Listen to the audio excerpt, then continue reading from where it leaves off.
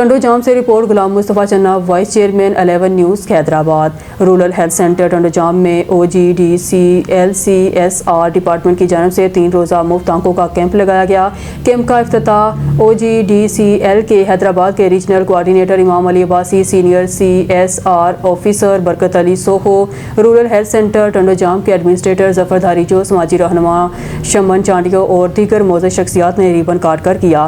اس موقع پر مقررین نے کہا OGDCL کنر آئل فیلڈ میں مفت آنکھوں کے کیمپ لگانے کے بعد rural health centre Tando Jam میں 3 روزہ آنکھوں کے کیمپ لگائے گئے ہیں۔ انہوں نے کہا کہ اس آنکھوں کے کیمپ میں ٹنڈو جام، مٹیاری، ٹنڈو الایار، ٹنڈو محمد خان کے مختلف علاقوں سے سینکڑوں مریض علاج کے لیے پہنچ رہے ہیں، جہاں مریضوں کی آنکھوں کا مفت معائنہ، ادویات، چشمے دیے جا رہے ہیں۔ جن کی آنکھوں کا زیادہ مسئلہ ہے تو ان کا مفت آپریشن بھی کیا جا رہا ہے۔ انہوں نے ہر سال کی طرح اس سال بھی OGDCL کی جانب سے یہ سالانہ آنکھوں کا کیمپ لگایا گیا ہے، جس کا بنیادی مقصد غریب، بیزارہ اور مستحق مریضوں کو ان کی دہلیز پر مفت اور معیاری علاج کی سہولیات فراہم کرنا ہے۔ انہوں نے کہا کہ آنکھوں کی روشنی انسان کے لیے ایک عظیم نعمت ہے اور نابینا افراد کو دوبارہ روشنی دینا ایک عظیم انسانی خدمت ہے۔